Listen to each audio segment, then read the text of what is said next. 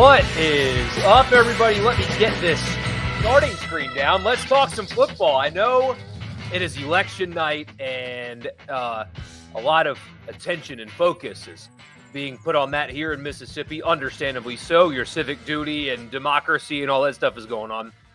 But instead of that, if you're looking for a distraction, I want to give that to you because I'm going to be watching election coverage when this is over, provided by Richard Cross is actually hosting it for the radio network tonight. So I'm actually going to check that out for a little bit. But if you wanted a distraction, here is your distraction. Ole Miss has a massive opportunity on Saturday.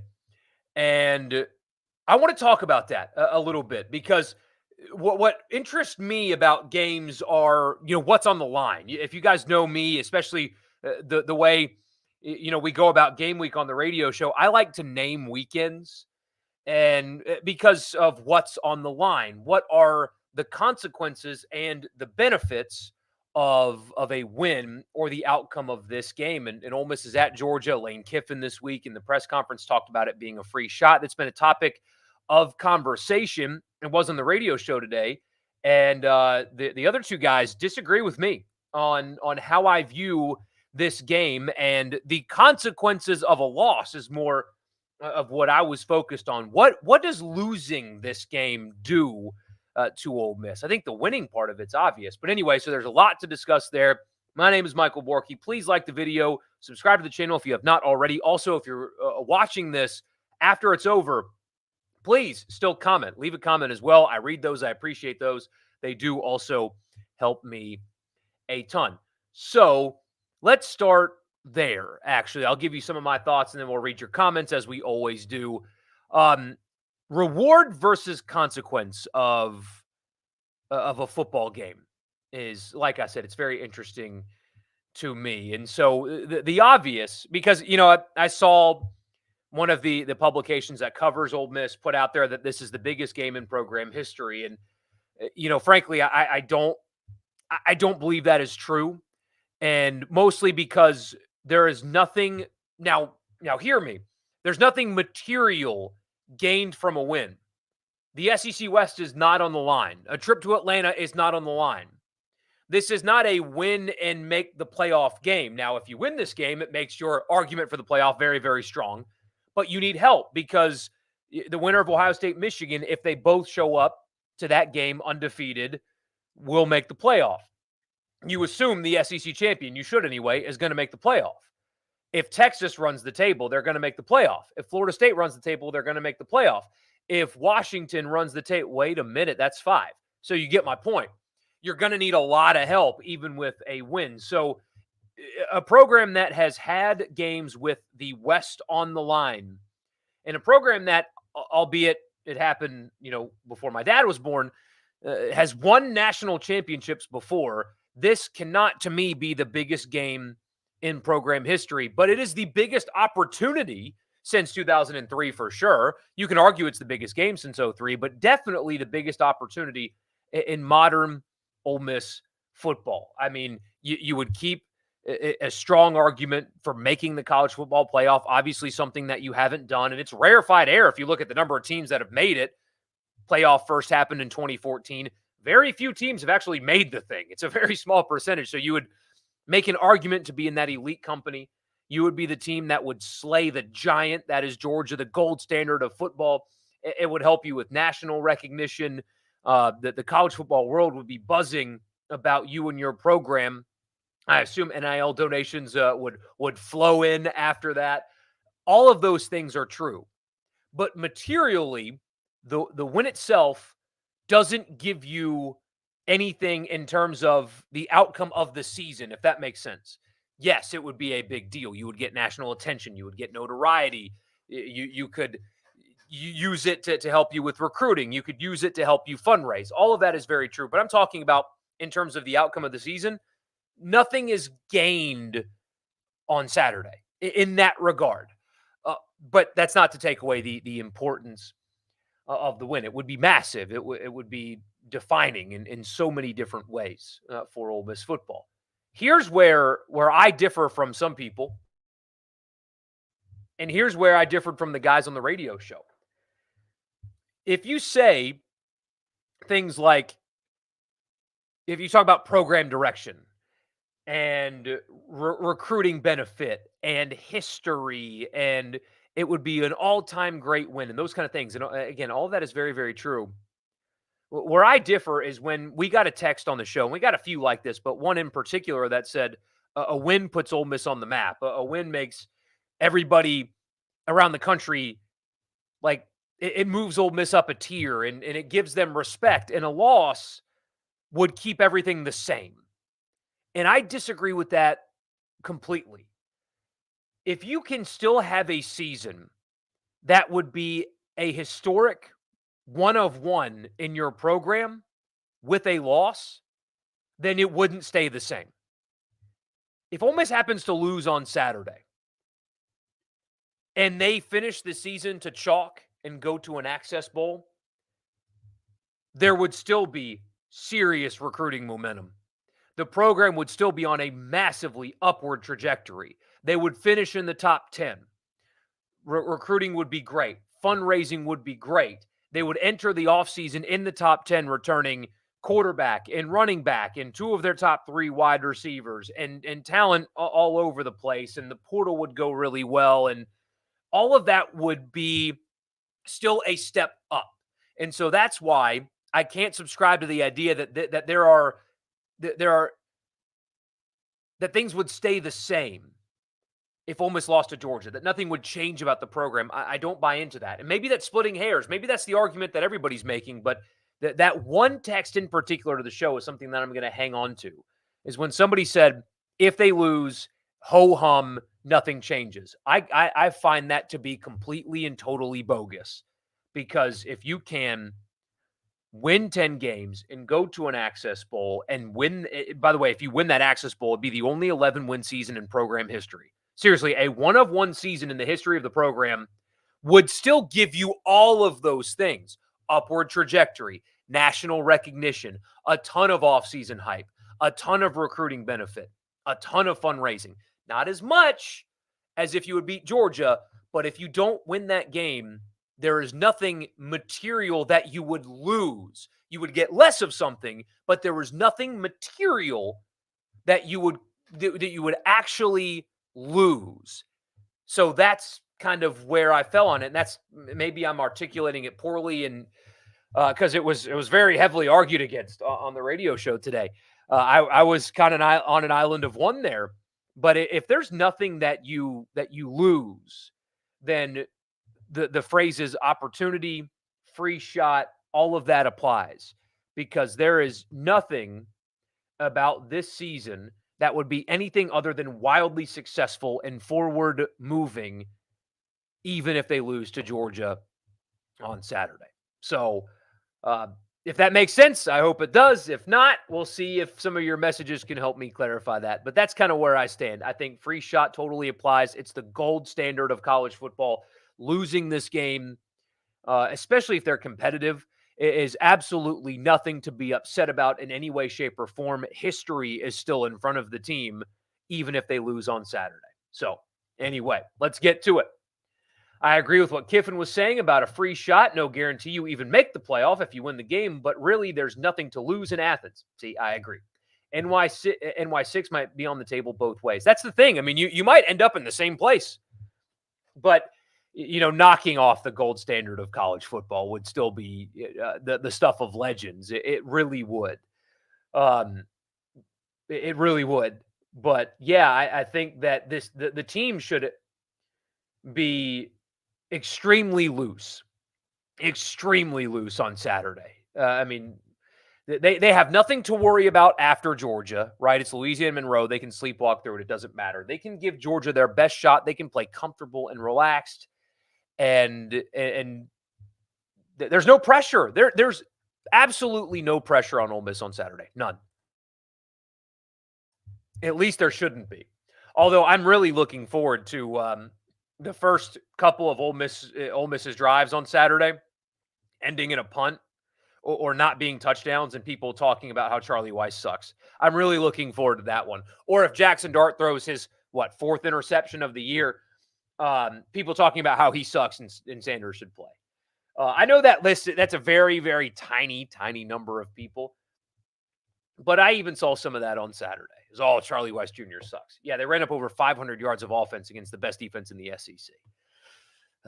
Anyway, I mean, there should be negative emotional reaction to this game is not something that I will understand. You should not be beating Georgia at this point where they are and where you are. And so if you happen to do that, holy crap. But if you go there and play well, there's no such thing as moral victories, but you should still feel really good about the direction of your program should that happen. Bud Elliott, apparently not a fan of Ole Miss. Well, he's a Florida State guy, but what happened? I like Bud, so let me know. Tennessee will be rooting for Ole Miss too. A win at Missouri and an Ole Miss W make the de facto East title game in Knoxville next week. Absolutely, yeah. Tennessee fans have got to be rooting for Lane Kiffin on Saturday. Imagine that. Georgia ranks 114 in red zone defense this year. Also, their rushing defense. Now, don't kid yourself. It's still Georgia. It's still that defense. It's still those players. It's still Kirby Smart. They're still really, really good on that side of the ball, but they are more susceptible to the run than they have been in years past. I mean, Missouri's pretty good up front. They have a good little back. They're schemed well, but I wouldn't trade Ole Miss's backs and quarterback or scheme for Missouri's, and they were able to have success running against Georgia. They're still very, very good. They're still, 5 stars everywhere, but they are not as dominant stopping the run as they have been the last couple of years, and the statistics, they do bear that out. Losing to Georgia knocks you down a few spots, but winning your last 2 puts you back in the top 10 for an Access Bowl, and then all the momentum in the world going into next year. It's obvious by tonight's rankings that the committee will not punish too harshly for a loss at Georgia. I agree. Ole Miss has everything to gain and nothing to lose, you say. Lane is doing the thing he should have done versus Alabama, give no bulletin board material for their head coach. I don't think that what Lane said made Alabama play better. I don't subscribe to that line of thinking at all. But I do think his approach impacts the way the Alabama game has been coached in years past, for sure. But yeah, he's given Kirby and Georgia nothing. I think, there's a lot of coaches that say they're friends with other coaches when they're really. There's another SEC West coach that is famous for talking about having friends in the industry that he's not really friends with. But in this case, I do believe that they are actually friends, and Lane does deeply respect Kirby Smart. And yeah. Can't agree with it being the biggest game because Ole Miss doesn't control their own destiny. Winning the game would make it one of the biggest wins since 1962. I guess absolutely it would be one of the biggest wins. But since it doesn't immediately gain you something material in the season, they have played games with more on the line. 2003 LSU, that was a material thing. Win and you go to the SEC championship. Obviously not the case here. I guess it's splitting hairs. It's massive all the same, but yeah. Georgia ranks 114 in red zone defense this year, this late in the year. That doesn't seem like smoke and mirrors. It's not. Statistically, you very much are what you are at this point. But man, here's the thing. They're still, it's still Georgia. And I know that, Missouri played them tough and threw a couple of bad interceptions late and kind of cost them an opportunity to win that game. Ole Miss has got to play their A game on offense, defense, and special teams at the same time for 4 quarters if they're going to win this game. And where you should be concerned, at least in my opinion, is they haven't done that yet. They have played their A game offensively for 4 quarters, LSU. They've played their A game defensively for 4 quarters, Arkansas. They've played their A game defensively for a quarter, LSU. They've shown flashes of great ability on all facets of the game. They've got a kicker that made a 56-yarder in a tight spot earlier this season. Special teams has been a problem for Ole Miss, though. Something's got to give there. But Point is, they have yet to do that. And that doesn't mean they can't, they just haven't done it yet. They're not winning on Saturday if they don't get an A game from offense, defense, and special teams for 4 quarters. They have yet to do that. If they do that, they can win. I do not think they can win if they get average to below average from one of the 3 main facets of the game, if that makes sense. Just going to relax and enjoy the game, no pressure, still Thanksgiving. The only way that I will look at Saturday as a failure is if they play poorly and get beat badly. So again, I know there's no such thing as moral victories, and I get it, I do. But if they go there and they play well and they just get beat, I will have positive things to say about the program and Lane Kiffin and all that. I will. If they go there, Georgia has not lost in that place since 2018, guys. That's a long freaking time ago. I mean, since before COVID. And that feels like a century ago at this point. So if they go there and they play well and they just get beat, you won't hear criticism from me, frankly. And maybe that's what I'm supposed to do in this business. As you guys know, I was highly critical of them after the Alabama loss. I don't think I'll do the same here unless they play poorly. This would have been a good time for the 12-team playoff. But here's the thing about that, Tim. And this is why I'm so adamant that losing is not the end of the world here. Because what you carry from what this season will be, regardless of Saturday's outcome, into the 12-team playoff era is still massive. So the committee said a bunch with their rankings, in your opinion. Obvious: Georgia, Michigan, Washington, Florida State were on the table. First up of the 1 losses will be the winner of Ohio State, Michigan. Second up is loser of Oregon, Washington, round 2. There's a lot of possible chaos this weekend. A whole lot of possible chaos this weekend.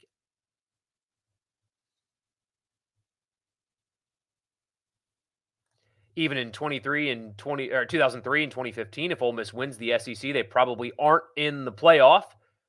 Maybe 2015 is a 4 seed, but Bama was 11-1, and I think the committee would just go Bama bias. Lost to Memphis too, probably so. Did I see what Bud Elliott said? No, I didn't. So I'm glad you're clarifying that for me. If Ole Miss beat Georgia, then he'd put them into his top 12. Yeah, well, they belong there right now, regardless of what he says there. Texas is third up of one of the 1 losses. Bama will jump into that slot if beating Georgia, regardless of loss to Texas. They'll have wins over Tennessee and Georgia and Ole Miss. And and Texas only has a win over Alabama. Yep. Next year, Ole Miss will be sitting pretty at the 10 spot. Yeah, I mean, that's going into next year, the momentum returning quarterback and running back. And as I understand it, Watkins would be back and Wade would be back. And I mean, they would be, going into next year, Ole Miss would have the best backfield, including quarterback, returning in college football. Losing Saturday doesn't change that. But anyway, the committee proved last year with final rankings, head-to-head doesn't matter if a team is thought to be a better team despite that head-to-head. Texas versus Bama last year, Bama ranked higher in final poll. Very good. Yeah. Very good point. You think Georgia has a free shot this weekend as well, though? Do they, though? I think there's more pressure on Georgia than Ole Miss. Because if you lose this game, the next week becomes the de facto SEC East Championship. If you lose this game, you give yourself a real chance to miss the playoff. Even though I think they would get more benefit of the doubt being the recent 2 national champion. There's too much else going on. I mean, you're talking undefeated Florida State, undefeated Ohio State or Michigan. The 1-loss Texas team that will win the Big 12 in this scenario, undefeated Washington. I mean, there's a lot then that Georgia would then need help.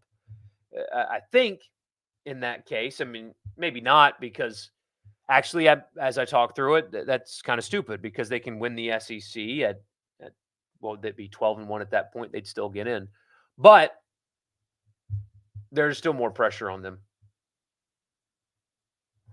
playing for recruiting this weekend. I hear you. You'd be curious to hear my answer on this. If Ole Miss was 5-4 going into Athens and 5-5 coming out, would Arnett be on as hot of a seat as he is now? Chips would be in the Egg Bowl, I guess. No, he would not be. Now, fans would still be restless, and the product would still be something that people would be wondering what the hell is going on, and this doesn't look right. But I mean, I think that anybody thinking about it rationally would say that Ole Miss's success is also part of why uh, there is such unrest. Not the only reason, because again, the team should be a lot better than they are right now. It looks disorganized. I mean, even things like messaging and stuff, I think is really, really bad. But it is a factor. There's no doubt it's a factor.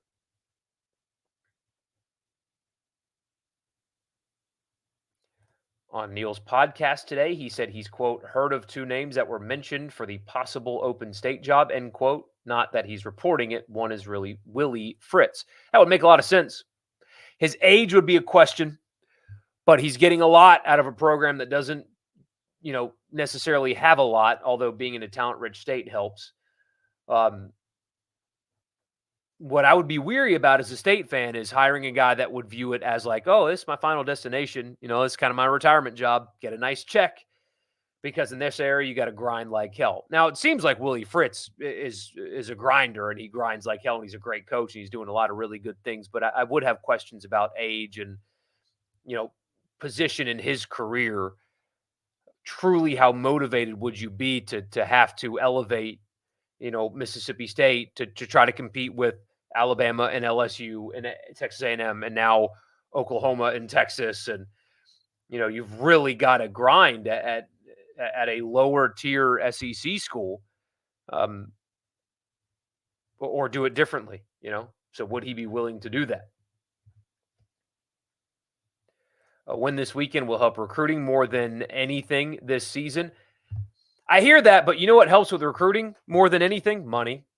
Which I guess, winning this game would raise a lot of money, which would help in recruiting. But uh, that's what really helps anymore. But third down offense for Ole Miss has been abysmal this year, offense and defense. Yeah, and it's the nightmare matchup against Georgia's great third down D. It's vice versa the other way as well in Georgia's favor. So I did see. Oh gosh, what was his name?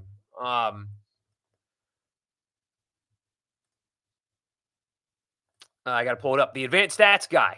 He puts the charts out every week that are really, really good. Parker Fleming, thank you. Parker Fleming did point out though, Statso War on Twitter. He's the guy that does all the advanced stats. He thinks that this game is going to be really, really close on Saturday for what it's worth. But he did point out Ole Miss's success rate on first down benefits them because Georgia's success rate on first down on defense is not very good. So it's an interesting little dynamic there. Ole Miss really bad on third down. Georgia's really good on third down. Ole Miss really good on first down. Georgia not very good on first down. That's a weird thing that has happened here with these two teams.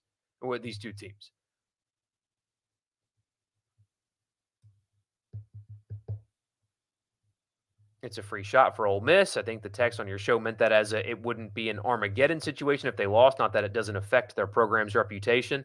Yeah, I just, kind of beating a dead horse with this, but this season would not be status quo. It wouldn't be the same. It would be very, very different. It would be historic if it goes to chalk. And that, to me, is still recruiting momentum. Program status, national recognition, all of that is still going up. Maybe just not as high, maybe not as fast or whatever, but it wouldn't be doing this. This season would not be doing this. And for those of you listening to the podcast, I've got my arm flat here on the screen. It would still be going in an upward direction. But anyway. Not to beat a dead horse, but think if this was, gosh, I can't read tonight. What the hell, man?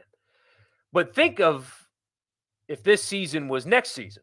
Oregon and Washington times two, Ohio State, Michigan, Alabama, Georgia, potentially Texas and Oklahoma too, all irrelevant. That's not true. Um, Oklahoma losing a second time would knock them out, and a bye would be on the line for all of these games. But if you say all those are irrelevant, well, then you're ignoring the fact that Ole Miss's win this past Saturday would have been extremely big and relevant and important as like nationally, as opposed to just what it was locally. So, you lose a little bit of luster on those because instead of it being an elimination game, it's a by elimination game. But the volume of other games that would become more important cannot be ignored in that argument. You think Ole Miss has a better shot to win this game than Alabama earlier this year because of the lack of the Saban factor? I think I really can't read. This is embarrassing. I can't read. Sorry, guys. I am just out of it mentally. But yeah, and Ole Miss is healthy now offensively. They weren't healthy in the Alabama game. They really weren't. I mean, Harris couldn't give it a go. Prieskorn was just now coming back. Judkins was banged up to some degree. Uh, they're healthy now. And you see what a difference Trey Harris can make to that offense. He really opens up so much with the gravity that he's going to command from Georgia. So, do I think Georgia will be kind of tight? No, I don't. I do not think they will be tight in any way. Kirby's got they're a machine. Now, that doesn't mean that they can't lose. They could have last weekend. But no, I don't expect Georgia to be tight. I mean, this is a group of guys that has played in too many big games. And this is a coach that has played and won too many recent big games to have any level of tightness in this game at all. Georgia losing this game isn't too bad for them because they probably have to win out to be in the playoff anyway. So I don't know if a 12-1 title game loser gets in this year. Probably not. Probably not. 31-13 Ole Miss, you say? I don't think Ole Miss's defense can hold Georgia to 13 points, but hey, man, I am far more likely to be wrong than right when it comes to score predictions. So you feel that Georgia has to win and Ole Miss just needs to go see what happens. They lose, and it's still likely 10-2 in an Access Bowl. What if Georgia beats Ole Miss 45-0? That's a totally different conversation. Do I think Lane will treat this game like Texas Tech if Ole Miss gets down early? He shouldn't at all because the team has shown him the ability to stay in games if things aren't going well for them early. I think that would be a really stupid thing for him to do. I don't expect him to do it that way. He hasn't even in the Alabama game this year, he didn't show you that is still a thing that he will do. Georgia will be there ready to play, but Ole Miss will be there to knock off Goliath. That is exactly what Georgia is. Can Ole Miss play a full 4 quarters? There's your $9.5 million question, right? I mean, there's your question. Can they? I mean, you would think they can. Will they? That might be the difference in winning and losing. If Ole Miss gets smoked and looks outmatched and outcoached, do the quote Lane can't win the big game questions pop back up? LSU isn't the one it was 5 weeks ago. No, I mean not for me. I think that expecting Ole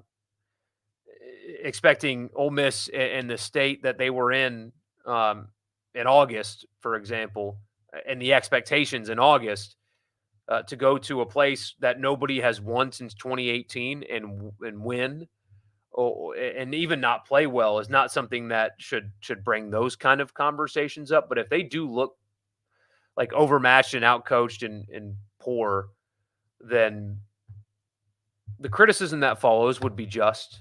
But I don't know if it's can't win the big game. I mean, I still think the LSU win is extremely valuable, even if you don't.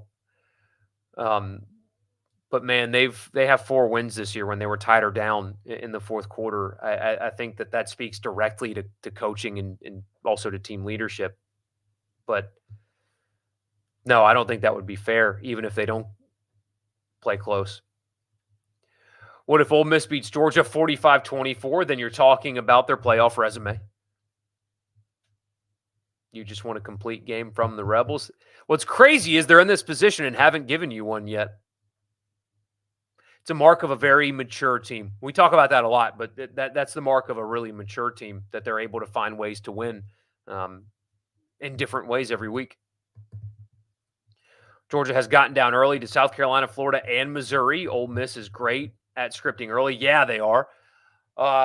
Georgia has struggled in the first quarter, basically all season, absent the Kentucky game. It is something that they have not done well. And yes, Ole Miss has come out of the gate extremely hot. That's like Lane Kiffin's calling card there. The first couple of drives are going to be really interesting in that regard. If the O-line plays like they played last weekend, they will have a chance to win for sure. They did well last Saturday. That statistically anyway was the best defensive front and the best defense in the SEC that they played last week, and they put up over 500 yards of offense. So, yeah. If it's a 3-point game going into the fourth, what are we thinking? I think that in that scenario, Ole Miss wins. How about that? There you go.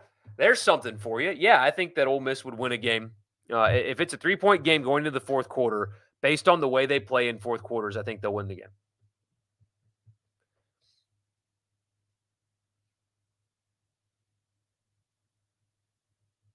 What are they going to do in Michigan? Send them to the moon, hopefully, but probably nothing. At this point, being an Access Bowl level team most likely gets you into the playoffs starting next year. I could be wrong about this. You guys might have to fact check me on that. I do believe, I should say, that there has not been a 10-win Power 5 team that was left out of the top 10 in the final college football playoff rankings. I do not believe that is the case. And so there you go. You win 10 games, you go to the playoff, essentially. So, and like I told you guys before, they're going to alter the automatic bids. 100% they're going to. It's going to happen. They're going to give fewer automatic bids and more at-larges. You watch. If this game is in 2024, just don't get blown out and you're in at 10-2, win and you get a home game. That's how real this thing gets next year. But Elliott used Ole Miss's struggle versus A&M last week as his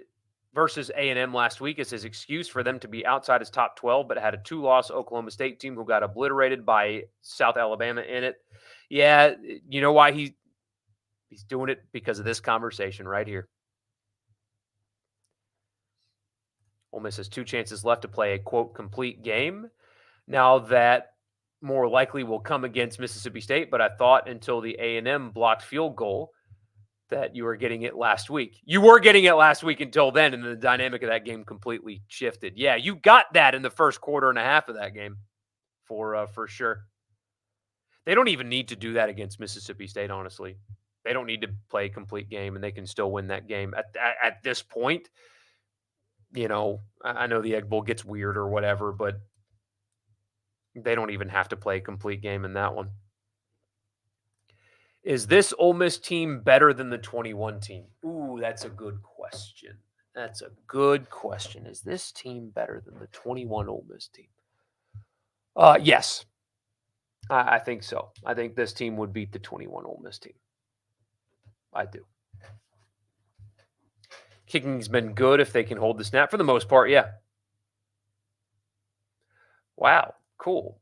Go ahead and block you. People are weird. You don't think 21 or 23 Ole Miss are a good top to bottom as 2015, but they're definitely better coached? I agree with that. Ole Miss needs a punter bad. That causes Lane to do crazy things sometimes. Yes, they need to portal a punter in the worst way. Um, Good punters are such weapons, man. I mean, they can really just change the complexion of a game. And when you've got somebody that's giving you 30-yard punts, I mean, that's just not acceptable. You can't do that. That can really hurt you. No, Caleb Williams absolutely does not return to college. Nope. If I think about it, Missouri was the more important game for Georgia. The East was seriously on the line. It certainly was. This team finds a way to win just like Georgia does. Going to be a hell of a game either way it goes. I agree. Yeah, I think the same thing about John Summerall. Um, I mean, if you're State, you sure as hell better try to make a run at him. But, with Kentucky looming, maybe he finds it better to be patient to go get that job. And, that's a emotional place to him. That's not just a job to him, obviously. So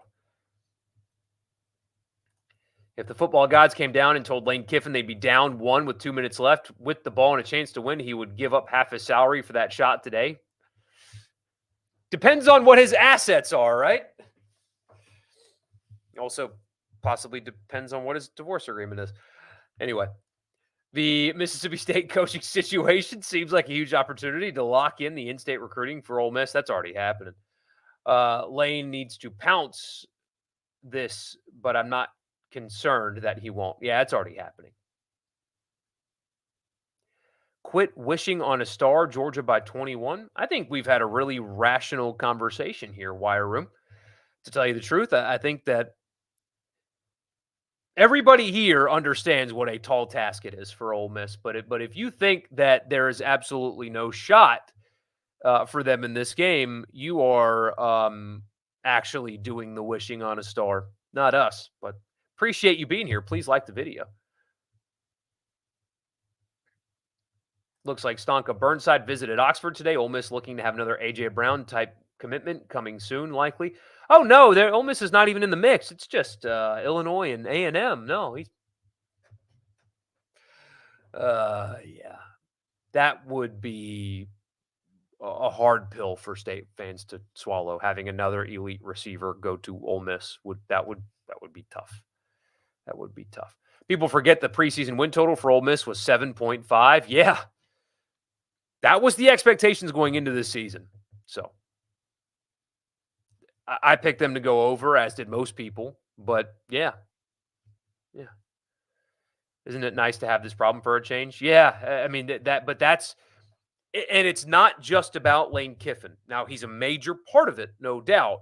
But if Lane Kiffin didn't have the financial buy-in from fans and from the school, this wouldn't be happening.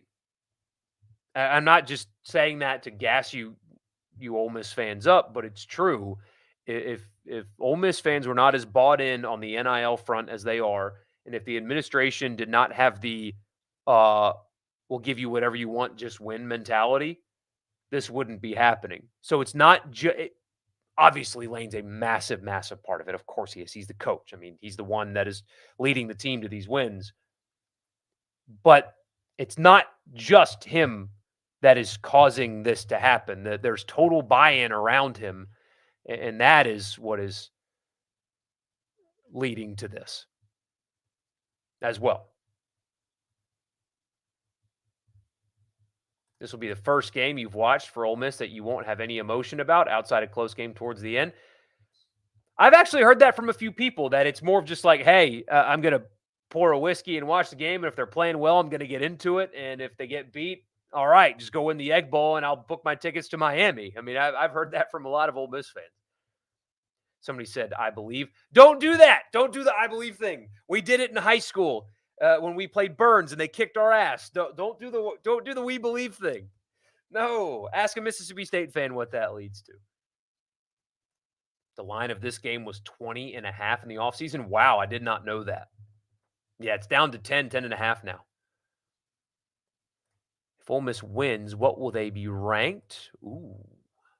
They'd be behind Ohio State, Michigan, and Washington and Florida State. They'd be 5. I believe the undefeated teams remaining would be ahead of them, right? Ohio State, Michigan undefeated, Washington undefeated, Florida State undefeated. They would be Ohio State, Michigan, Washington, Florida State. They'd be number 5.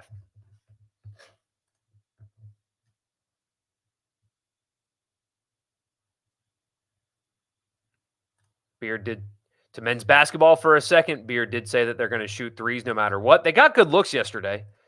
Good looks will go in sometimes. They will. Kiffin has coached 45 games and has only been blown out 3 times, 21 Bama, 22 LSU, and 22 Arkansas. In LSU 2022, they led midway through the third. They've been very competitive. And you guys know the circumstances around the Arkansas game last year.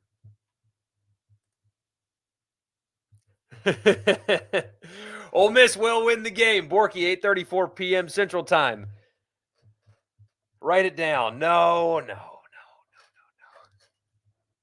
Clip that, though. That could be used against me later. You know, Dart's been good, but if Matt Corral was a quarterback for this team, what would they look like? The exact same. That bothers, or maybe that's a hot take, or maybe people would disagree with that, but I don't think they would be any different right now. Record-wise, anyway, they wouldn't be.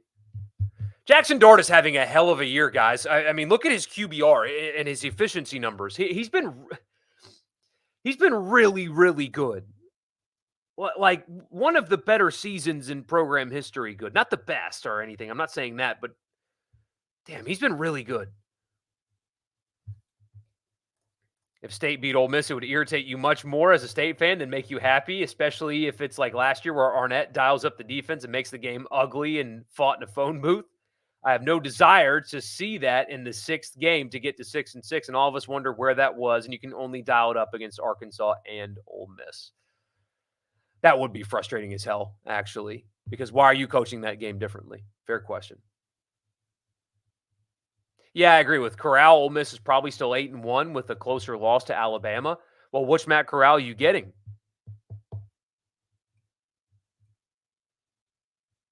Because even in 21, I mean, Ole Miss was winning games on defense in the back half of 21, especially after he got hurt and couldn't be as productive. I mean, he was exceptional. Don't get me wrong. I think that people are downplaying the year that Dart's having right now.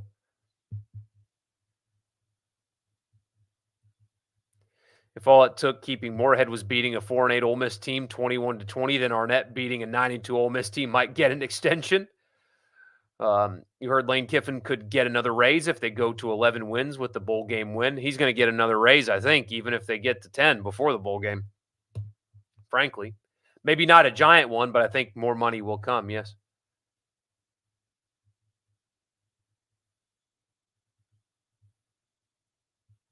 Zach Arnett's just so lost looking on the sidelines. Yeah, man. I mean, you could really notice that against Kentucky. I mean, the microphone on his headset is up on top of his head. He's pacing the sideline, not talking to anybody. Every time they would show him, he's not talking to anybody. And watch other coaches. Watch Nick Saban. When they cut to Nick Saban, he's talking to somebody. Always. When they cut to Lane Kiffin, man, he's bitching in that headset the whole game. And then they show Zach Arnett, and that microphone is up on his head, and he's just pacing. And he's just not talking to anybody. It's disorganized, and they're undisciplined at this point. You can't go on like this.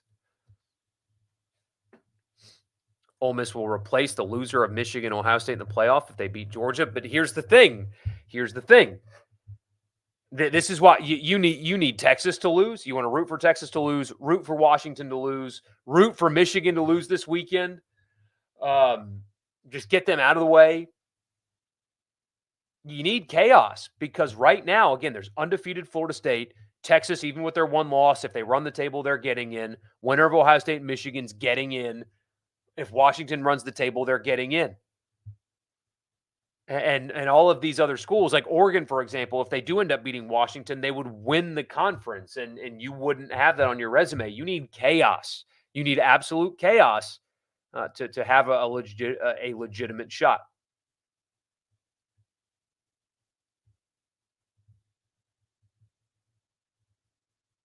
Great show, man. Thanks for the content. Appreciate you. Glad you are here.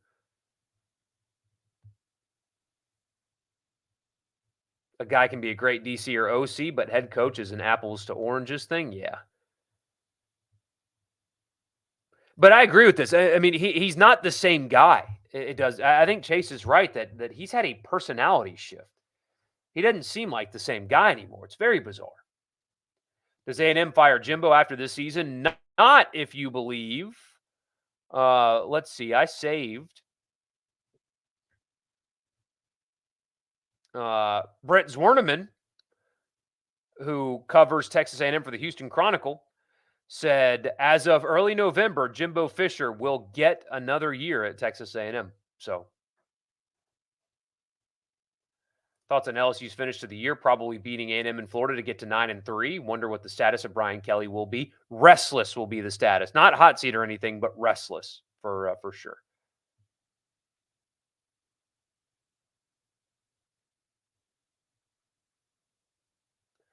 11-2 probably bumps Kiffin from 9 to 9.5. You don't know how much higher they can go past 10. Hell, if he wins 11 games, then I wouldn't be surprised if they got all the way up to 10.